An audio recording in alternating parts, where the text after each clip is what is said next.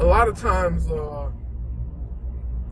you get churches that want to do certain things and they can't do it because they're not prepared. They don't have the right supporting cast and whatnot, and what they want to do can't be done because the system is not really in place. So it's nothing wrong with not having the system in place. It's about the pastor, the leader of the church, wanting to get that put in place, to create that system, to create that pathway, to allow them to get the building, to serve the community, to help the homeless, to feed the hungry, to do all those things. And if the church is actually doing that, they actually go a long way, and they can do more attendance, more members, more giving, and when the church is receiving, they're giving back to the community. People attend the church; they want to get the message. So all these things play like a tremendous part when it comes to getting your church loan and whatnot. And the beautiful thing is, a lot of people make the mistake of thinking renting the place is better than owning. Actually, owning the place is better because you're paying a smaller amount. When you're renting, remember, you're giving somebody capital for them. When you own, you're putting equity back in the building. Okay? So the value of the building might go up. A lot of things may happen and whatnot. And then you can decide to refinance, you can get your cash out, you can do all of that. But you're paying only a little amount. Versus when you're renting, you're paying that amount, but you're not receiving any benefits back from it and whatnot. Now, I'm not saying you can't rent. By all means, if you want to rent, by all means, that's all you. But if you have a church and you really want to expand and do great things, you cannot rent the location you're at. Your members are going to require you to be doing more.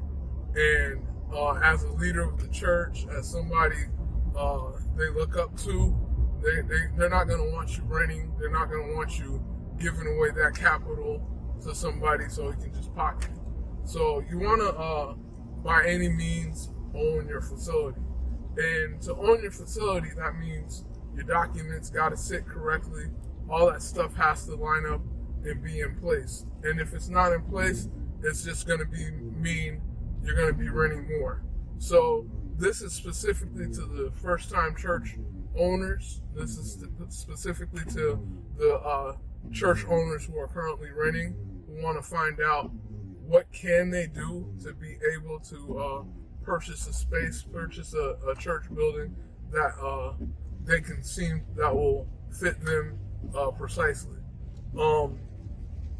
With that being said, another issue that a lot of churches encounter is when they're doing their financial statements. All right, every church is required to have a statement of financial activity. The IRS doesn't bother you guys like crazy unless you have a 501c3 of some sort, but they're not going to bother you guys. But you should have a statement of financial activity showing you're getting the money, showing what you're doing with the money, showing breaking down all those figures. If you have a fund that you want to use for building, buying a church or building a church, things like that, you have that. All that stuff is reported there. But a lot of churches make this huge mistake. And instead of going outside the church to let an accountant or a CPA handle that for them, they want to find somebody inside the church to handle that. And they think it benefits them. It actually does not. And I want you guys to understand that. If you stay inside the church, it's like a conflict of interest. Okay? When you're dealing with a conflict of interest, it's already a problem. Okay? It's already a problem. I can understand you have a treasurer inside the church collecting everything and making sure it goes where it needs to be.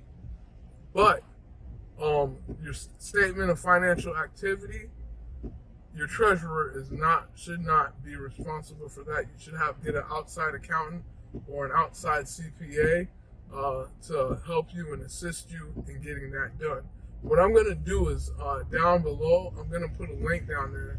If you're looking for somebody, I'm going to put a link, and you can give a call. You can drop a message, give a call, or even schedule an appointment down below, and we'll have somebody reach out to you to talk to you regarding that. All right. So I want you to know that plays a huge part in your situation. All right. And last but not least,